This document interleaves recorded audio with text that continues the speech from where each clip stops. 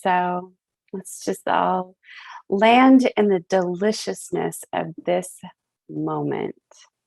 Let's all collectively just take a breath together and remind ourselves that there is no separation between us, even though we are crossing more than 4 time zones right now. We're all together here in this space, always. We're always connected, we're always one. And so, even though, gosh, Erin's in Costa Rica, Christy's all the way in Louisville, Old Kentucky. old Kentucky. Old. So cold, Kentucky. So cold. I know it's cold and gray here in the Pacific Mm. Northwest, in Oregon, It is here Canada, too. all the way over in Hawaii. So, It's cold and rainy here too. I have pants on today. Oh. what? I recommend days with no pants. Usually shorts, but today's pants because I'm cold. Mm. I am an acclimated weather weenie. Yeah, Same. just bringing together the awareness that we're all here to play together, to explore together, to be curious together, and to just really dive in and be with the wholeness of who we all truly are, which is connected, one, in that space of love and curiosity and compassion for everyone, both within us and outside of us. So take a nice, yummy breath in. Gratitude for our beating hearts and our ability to breathe right now. And let's play. Awesome. I love the feel of the energy right now. Mhm. Maybe it's just like, but yeah, it feels good. It's very happy. Yeah. Very happy energy. So for the past couple of weeks, we've been talking about religion, and the past couple of weeks specifically, I've been bringing up some topics and getting feedback from you guys if you've had any experiences with that based on my own experiences with religion. Today, we're going to not look at the outward side. Today, we're going to come in and look at the inward side. So I'm not as prepared as I have been because I think the one question I have is going to take up our whole entire allotted time. So, right, I'm going to read through my bullets for prompting points, just like I have been, and you guys give me your feedback. And this time, I'm going to make sure I go, but I'm going to go last. So tell me about your God, your higher power. You're something greater than your physical self. What do you call it? What does it mean to you? What is your relationship with it? What spiritual practices do you participate in that are similar or dissimilar to any previous religious activities you used to participate in? And when you do, whatever it is that you do, how does it make you feel compared to past experiences religiously, if you have them? Who wants to go first this time? I'm not going to pick on people this time. I always want to give way for Erin to go next. What? Perfect. But it's totally up to you. I'll go. I'm like, hang on a second. I'm gonna need prompting on each question. I didn't take notes. It's whatever you want to say, but I was just going with, promptings. Okay, so I used to think God existed and then there was me. But now I think God, or whatever we want to call it, higher power, whatever, source, sense of self, whatever, is within us. And that just that is within us. Like the power isn't outside of us. That's where I used to think like God, like pray to God and do the things and all of this. But now I feel like God is like, I am like sources within me. And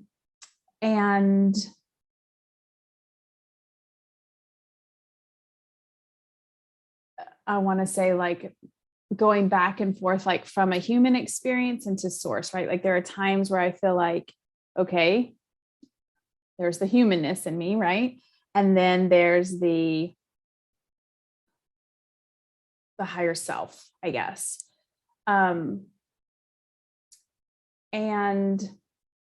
in terms of like spirituality, or like what comes to mind is meditation, or like bringing it back to myself. And I think for so long, I probably was so disconnected, and I've talked about this before, right? Like just in my head, not in my body, in my spirit.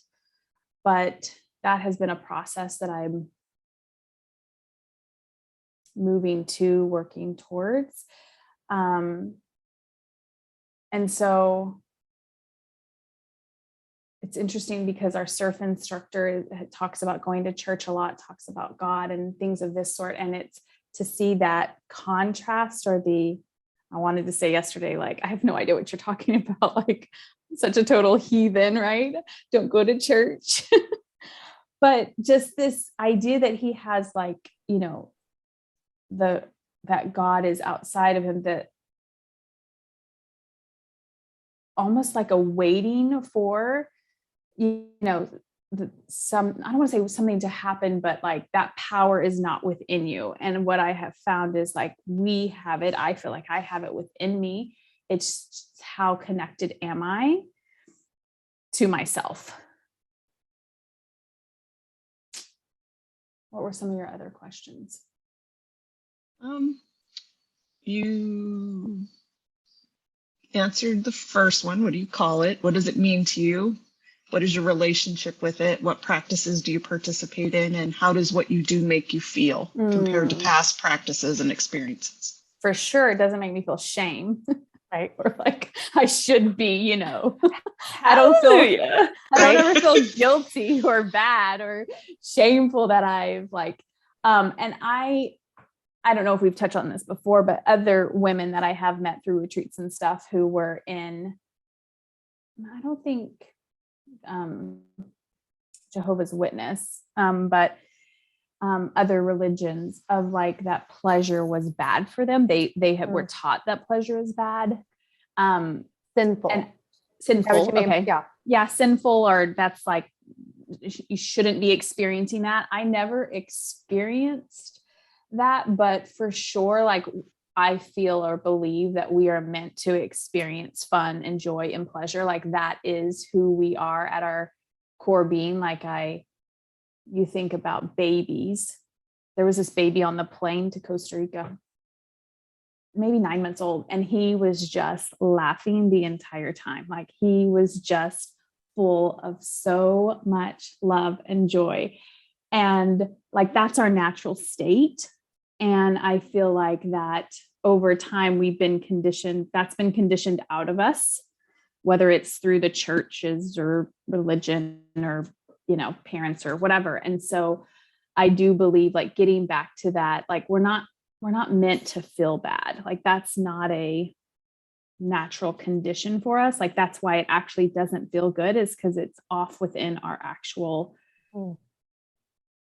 being, right? Like, and so, yeah, like a grounded meditation feels grounding. It feels, I still watch my monkey mind go like crazy all of the time sometimes.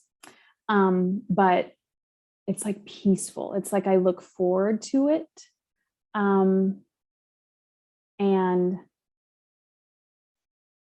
yeah, and then, there are other ways of connecting with myself. Like I love to, anything that is an activity of physicalness, biking or swimming or, surfing or whatever that is, that feels really good and connected and present. So, but yeah, for sure, it doesn't feel sinful, shameful, guilty. The church of you. Mhm. Mm-hmm. Yeah. And I mean, I know I've said this before, but it's always like, it's whatever feels good to that person, right? Like, there's no judgment of if someone doesn't meditate, okay, that's not their thing, right? Whatever feels good to them, to bring them to themselves, to connect with themselves. Like that openness and, Mhm. you know, I want to say love, but then also just like love encompasses like no judgment. And who are some of your favorite folks to read in that arena? I don't know if I would say in the spirituality arena, but just of like connecting to yourself arena. Mhm. I'm looking at the ocean. There's just like the sun is. I knew like you were. shining. I was like, I knew you had your eyes on that ocean. I was had looking at. I'm like trying to catch it through your glasses. Like, can I see a? Can I see a I'll have cloud? to turn the thing around and show you. We had terrible thunderstorms last night. Like, talk about respect for Mother Nature. Like, I've been in some thunderstorms. I don't know if I've been in that kind of thunderstorm last night. Wow. Like shaking some buildings and like seriousness. And, you know, like at least in Texas, thunderstorms are maybe an hour. Like it probably lasted several 3 or 4 hours of just Wow. constant. I really like Dr. Joe Dispenza. Dr. Hawkins. Yes, Dr. Hawkins. I David really Hawkins. like, you know, Sarah Blondin is just a meditator and a, I don't even know what I would call her. Uplifter. Yeah. It's like I think she just is like a self-proclaimed like journalist and Yeah, like writer. author and yeah, Mhm. like poems and Yeah. She does a lot of stuff on Insight Timer. Her voice is like, I'm just getting chills just thinking about her. Agree. Her voice is just like Agree. amazing. and her message Um, is just like heart emojis coming into your subconscious, like Yeah. like a direct flow. So Yeah. beautiful. Yeah. Who else?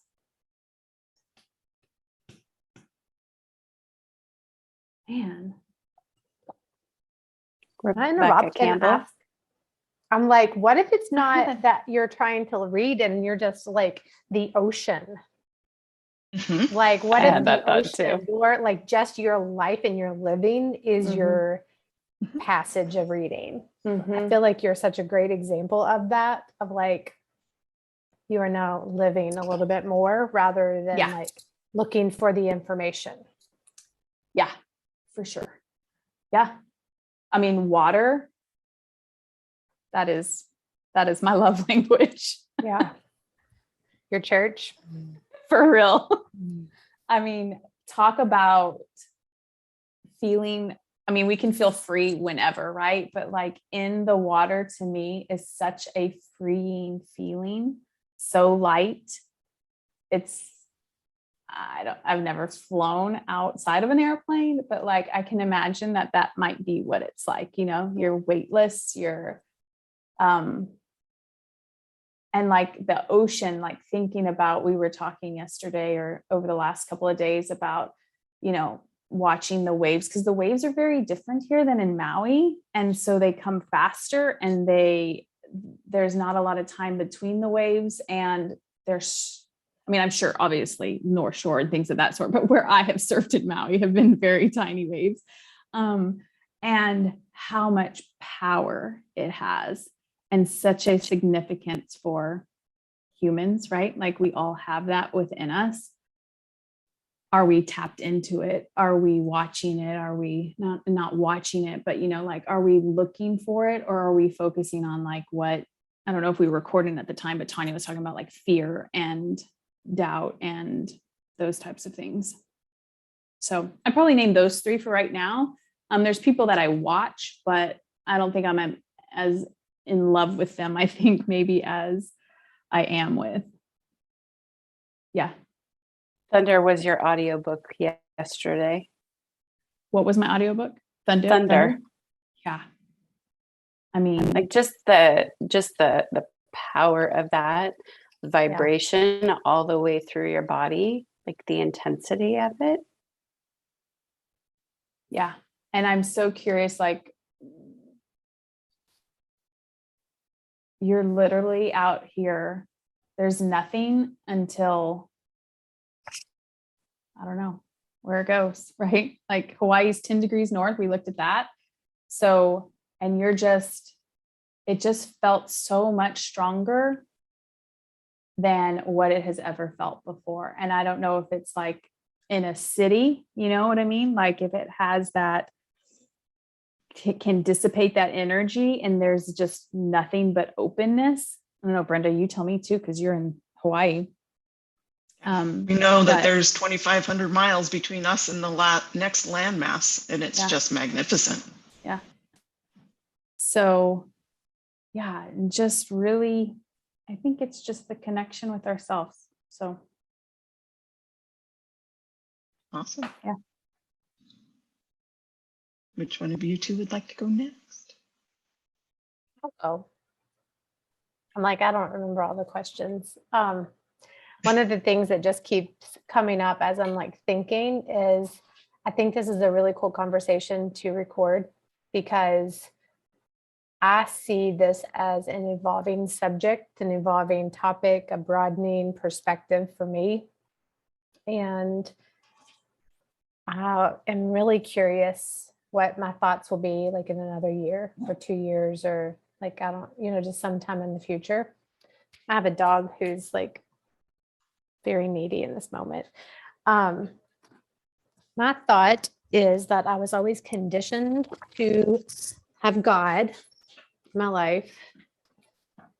And it was always a him. And it was always the source of the power. And so like frequently thinking and feeling that anytime you had to have like something that you needed in your life, you just prayed to God and that external power would come through. And as I became a little bit older and started to question some of these things, I was like, this just seems kind of powerless to me, to always think that the power is outside of me. And then starting to hear like, oh no, God is in you. You are God. There was a shameful response that I noticed, like an unworthiness maybe, or just like something was wrong for me to think that I was that powerful. Because how could I be that powerful if God is that powerful, right? Like it was almost, I wasn't being respectful to that source. Sorry, he is so fidgety right now and I don't know what's going on. He's usually like my calm dog. So he might be picking up on my energy today. He totally is. Yeah, I know. I'm like, as soon as I said it, I knew it. So to the point of like, where do I read? I don't anymore. I just shared, I think in one of my Marco Polos today with you all that yesterday we went to serve the homeless, and there's a man who used to be homeless that created this organization, and he just like serves our homeless population in Louisville. And I got more out of this 5-minute speech that he offered and that hour of time that we served. Like that to me was so impactful and like teachable moments, right? Like really practical, positive change influencing messages. And I was like, this is our church. That like I felt like I was at church for me. And it just to me was like, of course it is, because you are God, right? Like we have this love inside of us, this energy inside of us.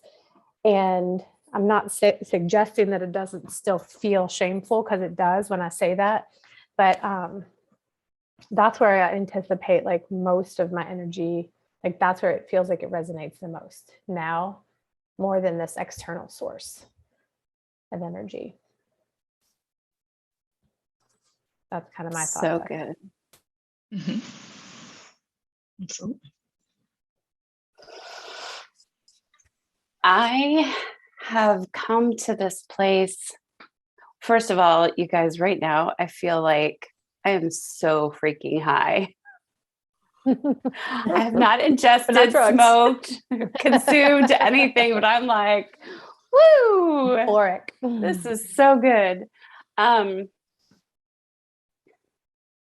Growing up, like Christy, I grew up in the Catholic Church, being told I was a sinner, being told I needed to go to church to ask him for absolution, for forgiveness. I was bad, I was wrong. So there was loads of shame. And then come to find out, after 3 years of inquiring with my mom that she was a lesbian, and to find so much hatred, I had some serious, serious conflicts within me when I was younger, because I was like, well, I want to be a good girl and I want to pray and I want to, do the right thing.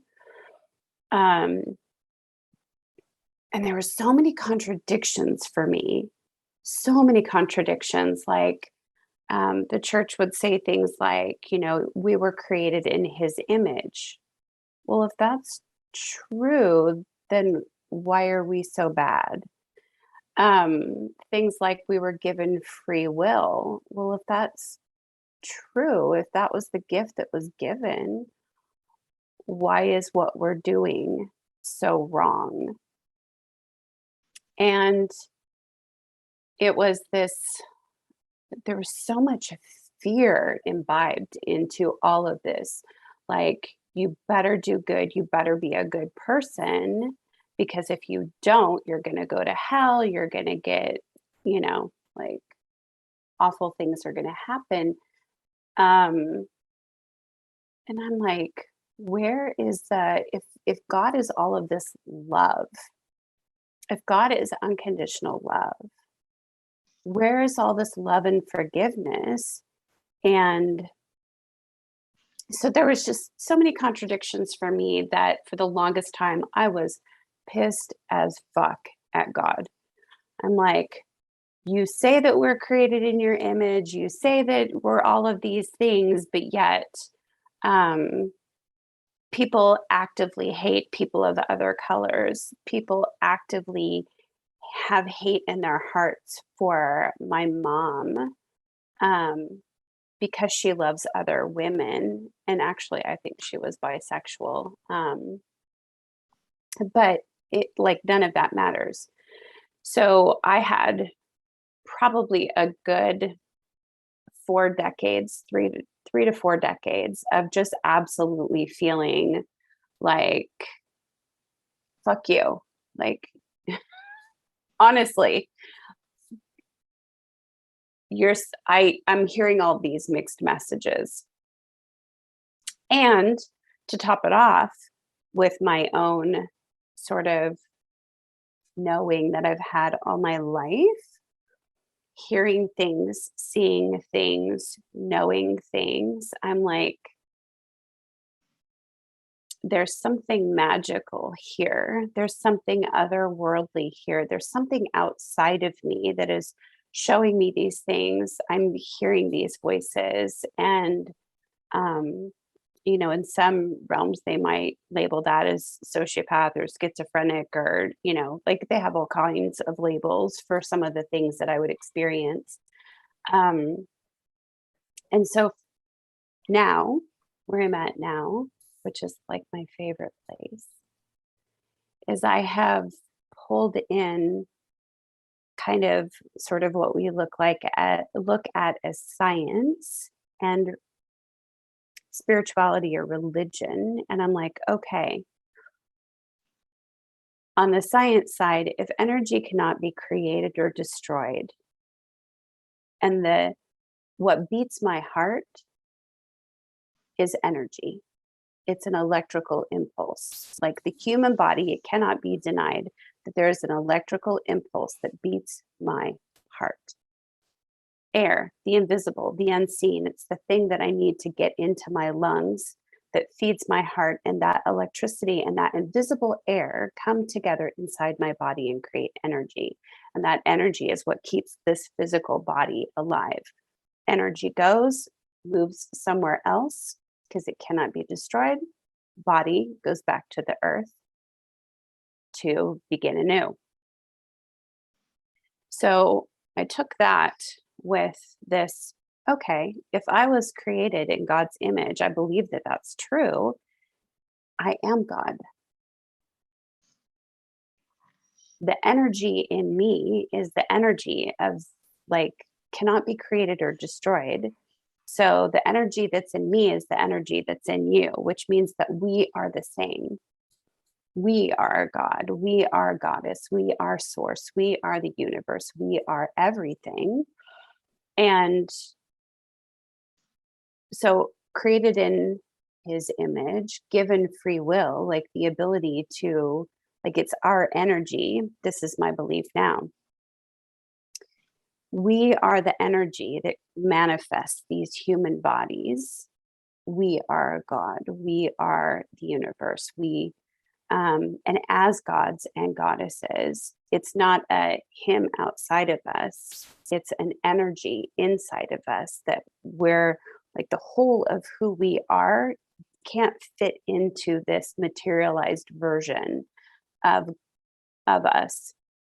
And I have found that being in alignment with that belief, that I have not only healed so much of the physical problems as I've released this shame, like I am not shameful. I am God, and I'm acting in that way, and that I am kind and loving to others, that I have unconditional love, even for people that oftentimes other people are like, no, you're bad or you're wrong. No, they're not. They're just struggling. And so, people, I think some people are fearful that if we were to believe ourselves as gods or goddesses, that that people would want to have power over, people would want to rule the world. But no, they wouldn't. They would just love each other. They would have unconditional love for each other, and they would say, I see that you're struggling because you don't realize the whole of who you are. Let me just love you. Let me show you that unconditional love. So I didn't think this would produce this feeling that I'm feeling right now, which is some sort of blend of euphoria and unconditional love. But I believe I am God. I believe I am, and you are, that all of us are. And the sooner we start to come back to that, the sooner we start to come back to the wholeness of who we are, we could start being kind and loving and caring and nurturing for everybody on this planet.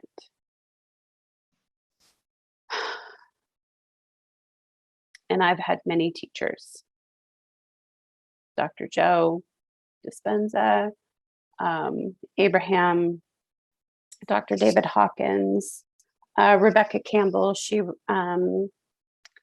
She's Starseed. Letters from a Starseed. Mm-hmm. Letters from a Starseed, and most recently, I've been reading some of her Rise.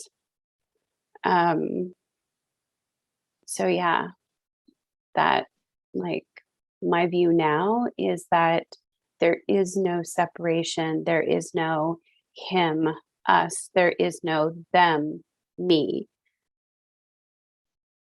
Yeah. Wasn't that just in that interview that we were listening to with Lewis Howes and And Sadhguru. Yeah. about Like, Indian culture is to teach their children, like, before education is infinite identity? mhm. And my brain was like, huh? Curious. Like, what are you talking about? And I think I'm still like in his explanation, but it just really makes so much sense. So Yeah. cool. I believe that we are infinite beings and that it is our, like, vibration precedes manifestation, and it is the energy, the vibration that brings us here. And then as we come into these physical bodies, we pick up that karma, we pick up that story that comes through our physical. And our job, not job sounds like there's work to do, and I don't really believe that this is work as much as it is just this expansion, evolution. Opportunity, our opportunity. Yeah, it's I love that. It's our opportunity to start deconstructing some of this old story that we have brought through from one generation to the next, that we're anything less than these amazing, powerful beings that are just like energy vibration that have manifested into a physical body. He said that this will tie into also religion, but Lewis Howes ended up saying, like, well, how do you raise your kids to whatever? And he said, you don't raise children, you raise cattle, but you nurture. And you think about religion, and it's like, trying to fit you, some, not all, maybe, right, but maybe trying to fit you into a box versus nurturing your whole self, already infinite self of who you already are, and allowing that to come through and shine, versus, this goes back to power, right? Like, if you believe something and you believe that's the only way that is right, then you want to fit someone into that box, because if we're not,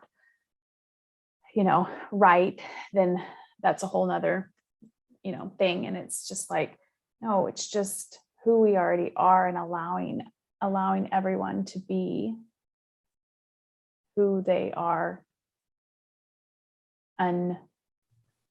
Untouched is what comes to mind, but like, when I say untouched, like, not infiltrated with anyone else's ideas.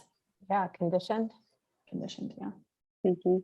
I think that's such an example of an abundant way of thinking, when he was talking about how, like, our societal conditioning is like, if I win, you lose. And so to think that, like, I have power with that kind of scarcity mentality, it's like, well, if I have power, then you don't. Right. But when we think of it from an abundance space, and like, we all win, there's enough. There's no need to compete here. Like, my power is also your power. My love is also your love. Like, there's no tug of war here at all. There's no winner, really. I feel like it's just such a softer feeling when I think about that type of living way of thinking. Nobody's standing over you with a ruler. Right. Well, that's like a fault, right? Like, that's like, I'm afraid, so let me try to control you. But when you truly you are in your power, you want everyone else to experience that too. Like, you want to create, you want to show, you want to serve, you want to do all of those things, because you're not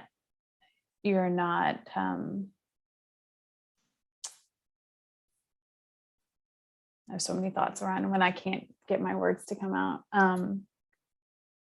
You're not intimidated by that, right? Yeah. So beautiful. Yep. Agreed. Brenda. Brenda, tell us. We're like, We all invited you. The floor is yours. All at I once. only need invitations for the big things in life, but thank you. You think I don't pay attention. No, I appreciate it. So I have so many things that I could say, but I'm going to go ahead and share here. And this is like a big, risky, uncomfortable thing for me to say, but I'm going to go ahead and say it because we're here and I want to share it so much. We love we you. were- We're holding you. Yes. When everything about my religious experience has been about control.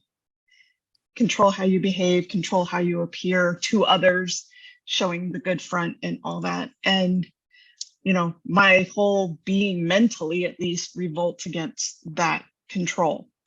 But I am trying to take a better, different perspective, look at certain things. And one of my big issues has been in the past, why is there separation? And some of you have said it too, I'm just thinking a little differently about it, between me and God, him, whatever that context is. Meaning God talked, if you believe the story in the Bible, God talked to Moses, gave him the 10 commandments. He came back down and he gave it to the people. Why did that happen that way? Why didn't he talk to everybody? If he can see all, be all, do all, why is there separation between me and him? Whether it's a book, the Bible, whether it's the pastor, the priest, the pope, whoever man is in the middle of that, or woman, I'm just leadership of a church. Why is there division? Why is that communication not coming direct to me? If I'm supposed to behave a certain way, why isn't God tapping me on the shoulder and saying, hey, you're fucking up and you better, straighten up? Why is he not with me? So that's one perspective. But then I started looking at it, and I shared this with you guys, but I haven't shared it in this forum, is thinking about the Bible, right? Different versions all over the world, but there's usually a spiritual text that people use. And, a lot of times that's used as a hammer on people. You should and you should not do these things. But in some cases where, even just take a simple one, love your neighbor as yourself, right? What if those things that were meant to teach us, what if those are just us and our inner being having those conversations and somebody recorded it? Maybe it's somebody's journal, for lack of a better thing to think about. And they were just sharing their perspective, because I resonate so much with a lot of things in that regard, if I think about it from that perspective, as opposed to somebody barking down at me, because there were spiritual teachers throughout history and they all had valuable things to say. And 90% of the things that I know that they've said have all been about loving and about compassion to others and about caring for your fellow man. And those are all good feeling things too. So why, I don't know. Those are a couple of my thoughts. One thing I noticed over the weekend, and then I'm going to get to answering some of the specific stuff, but in my experience, proselytizing was mandatory. And in my heathen way, I'll say we were mandated to go door banging to try to convert others to our way of thinking. And how much I hated that, and how much my body just revolted about it. And now I'm seeing things now in my life today that are so impacted by that religious experience, even though it was just a practice. For example, I met some ladies who wanted to talk about this exact thing that we're doing, wanted to talk about the religious podcast that we're doing. And I was, having that conversation, because it's like, to me, it was almost proselytizing about what we're doing. And that felt, I hiccuped. I mean, I did, but I hiccuped about it.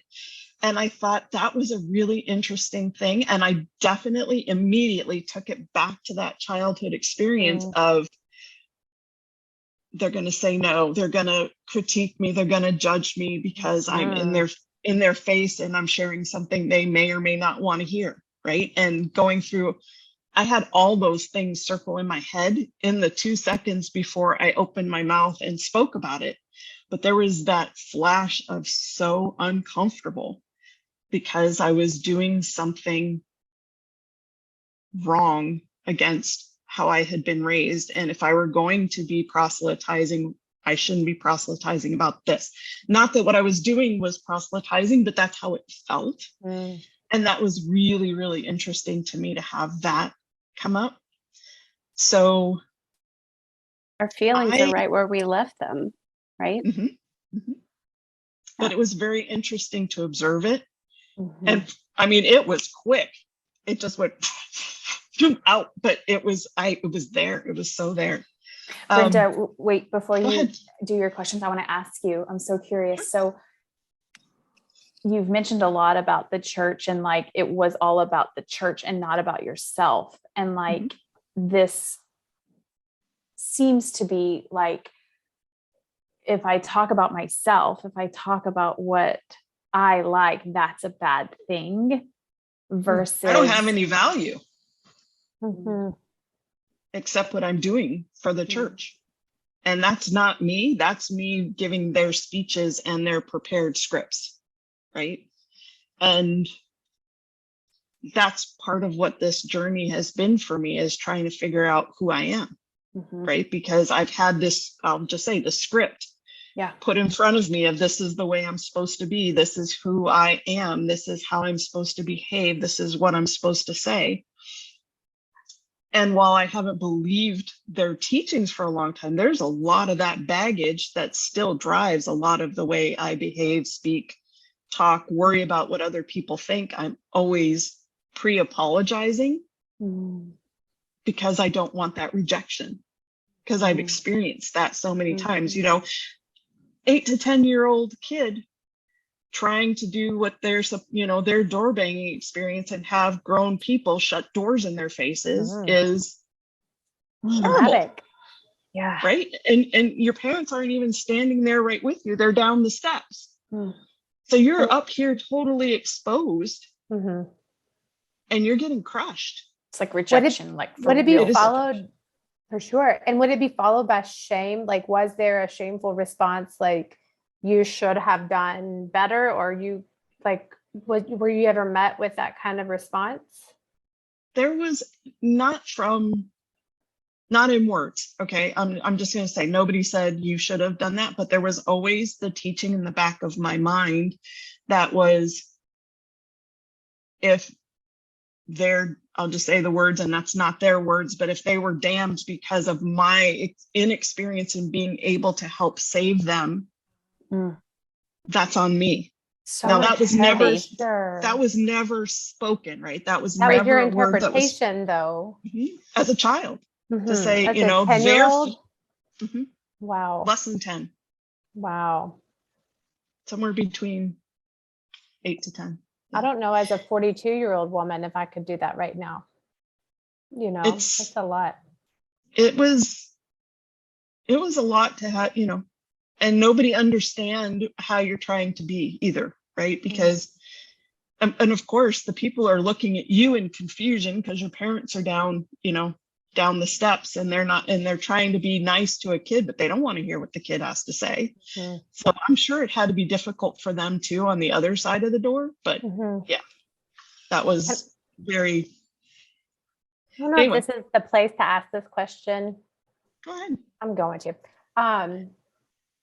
Do adults do that knocking on the door too, or do Yes. they only ask the children to do it? No, they do it too.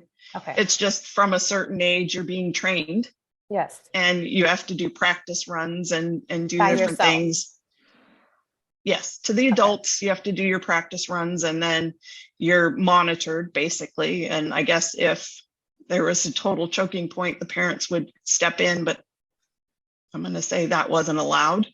You had to do what you were supposed to do. I hated every single moment. I knew it was wrong, and at least wrong for me. I'm not going to judge everybody. It was wrong for me. And I hated being forced to do it. And there are a lot of things today that I have trepidations about, because that feels like I'm going into that same experience and being set open for having doors shut in my face and rejected. So Because in those your are body it is. Mhm. Yeah, fear and safety. It all comes back to that fear and safety of losing connection. Yep. Yeah. Somebody you just met who has no idea who you are, just literally shutting you out. And then the back of your head is, I screwed this up. They're not going to be okay, and it's my fault because I screwed this up. Not that anybody ever said that to me. I do not want to be out there saying that that was said to me, but that's the conditioning I had, and that's how I felt. And part of me, I'll be honest and say, part of me was saying yay that they weren't getting suckered in, and part of me was saying, but if it is true, even though I don't think it is, then it's my fault. So there's always been battle and struggle, which is, part of my human design. There's always been struggle within me about what's right, what's wrong, and my place and ownership of other things that don't necessarily belong to me. That goes back So- to Go ahead. that goes back to Gabor Mate, who talks about the fact that oftentimes when we're like our childhood experiences, if our needs aren't met, then we have, we're either looking at the world as our parents aren't able to meet our needs, or which is death, right? That is complete death. If our parents can't meet our needs, or our caregivers can't meet our needs, that's death. So the only other thing that we have to think or to believe, and this is oftentimes very nonverbal, especially from 0 to 3, but then 3 to 7, 8, 9 years old, when that rational mind is forming, we don't as children, we don't have the rational mind to say, like, I believe this or I believe that. So oftentimes, like, this is non-language formation of patterns and beliefs within our physical, like our automatic reflex, what the body is learning how to respond to certain stimuli, is that we are somehow wrong or not safe, or like, if we could just be better, do better, then maybe we'd have a chance at being safe and not losing our connection. And also noticing, Brenda, like we were talking about, how we always know, like our inner being always knows, like you knew at 8, this did not feel right, but we override it for that safety, loving, belonging connection, because we want that more than, that's what, and Gabor Mate talks about that, right? Like that's where the trauma occurs. It's not the physical act of it. It's that disconnection from ourselves in that moment in order to have it with. To stay connected. Yeah. I think also, I'm like, can I make a side note comment that that's a futuristic topic, because that was a huge discovery for me about recognizing what trauma experiences I have personally had, because I had always just labeled them as like, big, obvious traumas, but it's like the little insults that I was not appreciating and allowing myself to heal. And I'm certain I still have so much more growth to dive into, but man. Micro traumas. Yes. Yep. But depending on how your body's responding, it may It's the not be same. micro. Yeah, But it's the same, right? Micros or big right. traumas, it's all the same within the body. And I feel like the word micro just needs to be in air quotes, right? Because Yes. it's like, isn't it just the perception? Like what I think somebody, I can't remember who in this conversation was talking about, like even in infancy, right? Just like parents telling a child no. When I heard, I think Gabor Mate said that, like, a parent telling a child no is traumatic for that child. I was like, oh my gosh. Like, I just felt so validated in the work that I do when I help these parents, like, have compassion for their child that's throwing a tantrum, because every single parent wants to go, what are you crying about? It's not that big of a deal. You just lost your ball. Like, it's just a ball. And it's like, but if we can see this as like, it is trauma to them, like, can we just nurture them and like hug them and tell them it's okay? Mhm. We'll get another ball, right? Or this is how you get your ball back, or whatever the state is. Allow right? them to feel what they need to feel in that Yeah. moment so that they Yeah. can Like, let that validate it, emotion allow them to out. figure out how to work through that. So much teachable moments than like the shame response. Sorry, Brenda. I think I was about to say, come back to Brenda. Yep. No, it's all good. I personally still have issue with the word God because of that experience. So it's source to me, or my inner being, those kinds of terms to me, because it's just a term. It all means the same, but I just have issues with the actual word, and I'm okay with that. But it is a thing for me, and I still, I'm looking at it, evaluating it, and, processing things as I go along, but that word just doesn't work for me, and that's perfectly fine. But my relationship with my inner being is growing day by day, and I'm loving that. I do meditate. I listen to a lot of shamanic drumming as I'm meditating. That resonates with my soul a lot.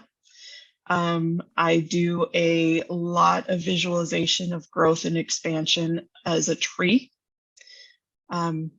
sucking up nutrients from the ground. Everything comes centered to the heart, and then we blow up and out, and then we reverse it and take it down back into the ground. I do a lot of that. That's I do beautiful, by the way.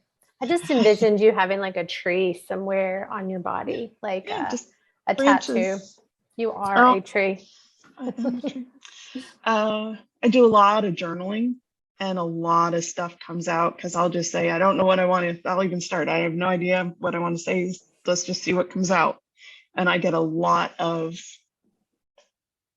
inner knowing from some of that. I'm not as read as some of you. I have lots of books on my read list. I do listen to a lot to Abraham Hicks myself, plus whatever y'all pass my way. Dr. Joe, listen to Dr. Joe.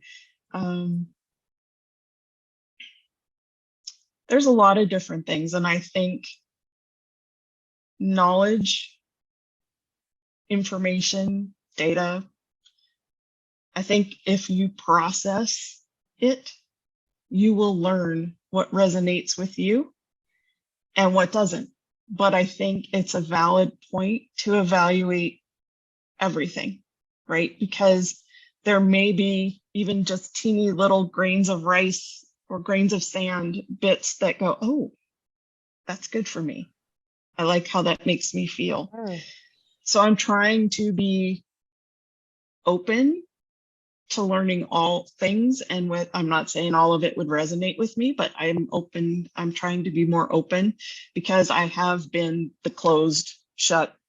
I don't want to talk about it. I don't want to, there was been so much scarring there. If I let any of that open, what am I going to get suckered into next? That's the thing. So finding out that it's, I'll just say me, myself, and I, for lack of a better thing to do, and that, it's all here within me. I just have to listen. Oh, and I get a lot of knowings from my oracle cards. Lots of different decks, lots of different things where I just ask, what do I need to know now? And I get really beautiful answers. It's wonderful. So that's mine. I love that. And look at this.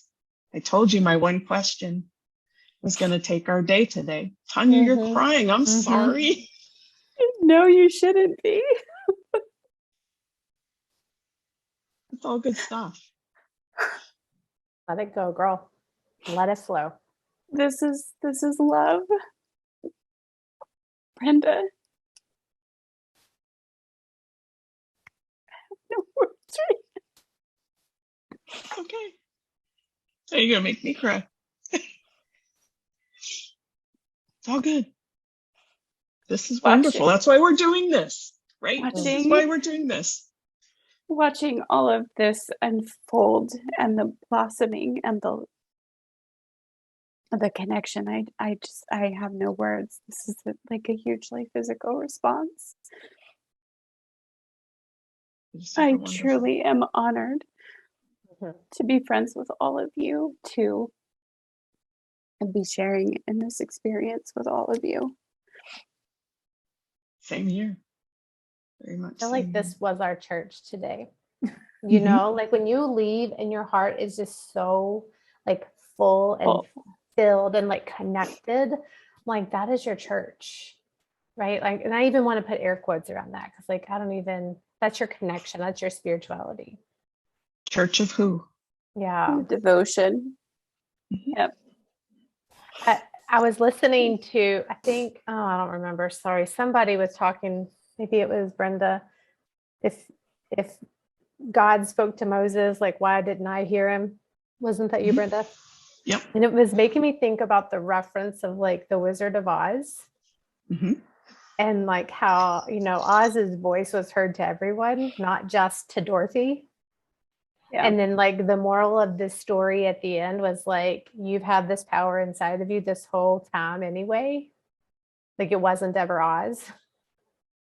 Yeah. And I'm like, so curious. I've always heard like a little bit of is it called symbolism or something with the Wizard of Oz? I'm like, I just am really curious about the afterlife and if there is a technical like God, you know, like that upper being or whatever, that if you could just sit down and go, so like what was your plan? You know, and like if God were to say, well, this was the intention, but there was just this huge misunderstanding. You know, like that, like religion or church or rules or conditioning or like whatever the thing was, like that was just misunderstood, misinterpreted. I'm also really grateful for it though, because like think about in that scenario, of course, we take a very humanistic view of that. And this is where I oftentimes will, especially initially, kind of piss my clients off a little bit when I say, you wanted this experience, you needed this experience, these things that happened to you, so that when we're really clear about what we don't want, it gives us that clarity and understanding of what we do want. Yeah, So, and it's it kind of comes right back to you, right? Like you're like, why did you do this? And that maybe just God would say, well, actually, you did it. You know, like you were the creator this whole time, you just didn't know it. Yep. Like Dorothy, it was always inside of you. Just click your heels 3 times Yes, and you're home, right here. always. Always. This is delicious. I really, really, really enjoyed hearing perspectives, and I can't tell you how much I get out of being able to share in this space. So thank you for letting me do this. I again want to show appreciation just for this space to have this kind of conversation because I don't Mhm. think it's had openly very often with curiosity, and I love it. With love, with grace, with compassion. Yeah. Yeah. So good. Until next time. Until next Until time. next time. Bye. Love you all. Bye.